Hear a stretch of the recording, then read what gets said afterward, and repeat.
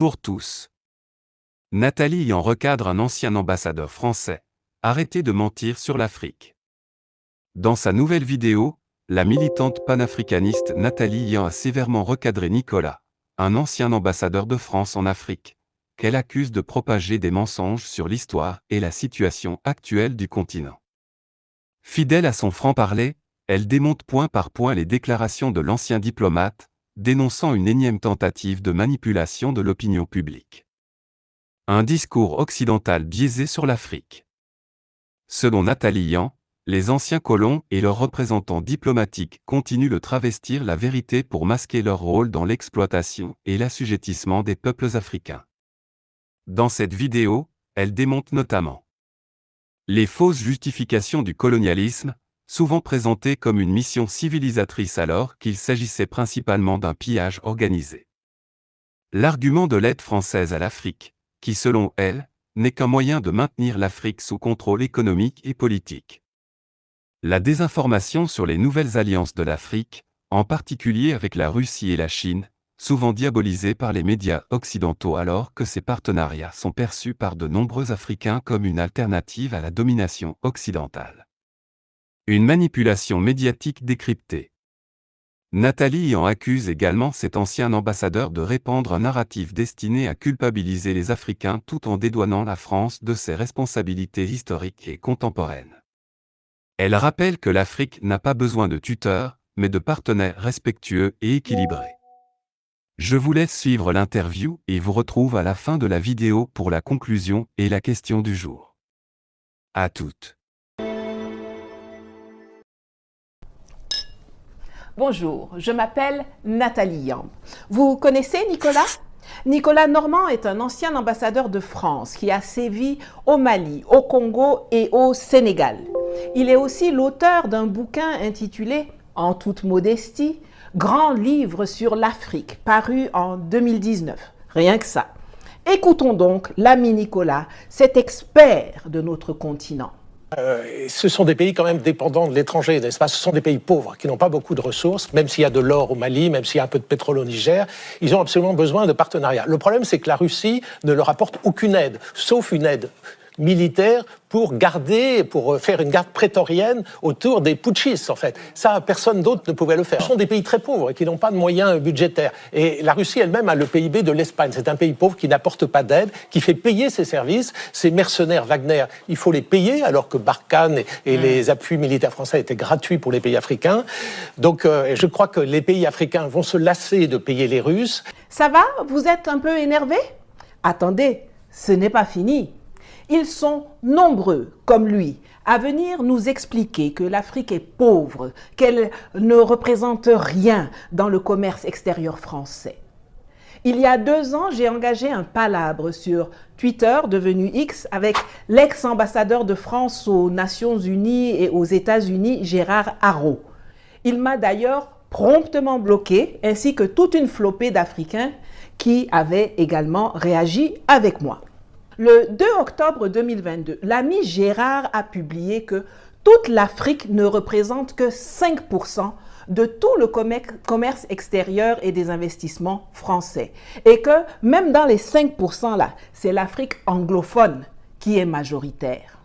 Quelques heures plus tard, son 5% avait baissé à 4%. Vous me direz, c'est toujours mieux que les 3% auxquels nous ramène l'ami Nicolas.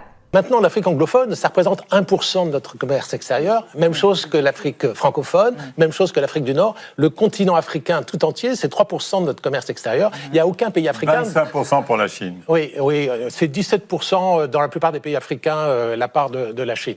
Voilà. Et donc, en réalité, il n'y a aucun Africain dans les 10 premiers partenaires français. Aujourd'hui, on va en finir avec cette légende urbaine. Les chiffres auxquels il se réfère de la Banque mondiale, de l'INSEE, sont faux et truqués et je vais le démontrer. Un de mes tontons travaillait au Gabon à la grande époque de Elf. Chargé d'auditer les procédures d'enlèvement, il constate qu'en lieu et place de 2 cales de navires chargés de pétrole mentionnés sur le manifeste, ce sont bel et bien 3 cales qui sont chargées.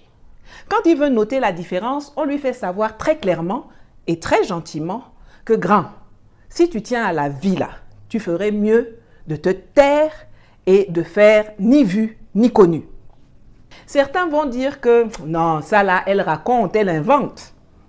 Écoutons donc le professeur Mamadou Koulibaly, ancien président de l'Assemblée nationale et ancien ministre de l'économie et des finances de Côte d'Ivoire, nous dire ce qu'il a découvert au temps où il était ministre du budget en Côte d'Ivoire. Et écoutez. Moi, je suis allé visiter ici à Abidjan une des plateformes pétrolières, mais en haute mer là-bas, j'étais avec feu le ministre Daouda Thiam, parce que je voulais savoir où passait l'argent du pétrole. Il m'a dit, viens, on va aller. On a pris l'avion, on est arrivé, on a regardé. Quand on est revenu, tu as compris, non? Mais, chers amis, on est couché à Abidjan, les tankers viennent faire le plein et puis s'en vont. Et puis c'est eux qui nous disent, bon, on a pris 10 barils, 20 barils, et nous on comptabilise ça dans le budget. Ça fait que on est pays pétrolier, mais notre production ne dépasse jamais les 40 000 barils jour. 40 000 barils, c'est rien du tout. Mais en même temps, depuis 1960, là-bas, on n'a pas été capable de construire une raffinerie ici pour raffiner ce pétrole ici et puis le vendre ici. Ce petit pétrole-là s'en va et puis on commande du pétrole nigérian pour le raffiner ici et le vendre ici. Après, on se plaint des fluctuations du dollar. Il ne faut pas vous en tenir aux parités, au taux que les gens donnent. Ce n'est que la partie visible. Ce qu'il dit là, qui se passait en Côte d'Ivoire en 2000, ça rejoint, ça corrobore ce que le Congolais Pascal Lissouba, qui fut premier ministre de 1963 à 66, puis président de la République du Congo de 92 à 97, a raconté pour la postérité, c'est-à-dire pour nous, dans un documentaire en 2001, Magnéto. Ça commence sur les puits de pétrole eux-mêmes.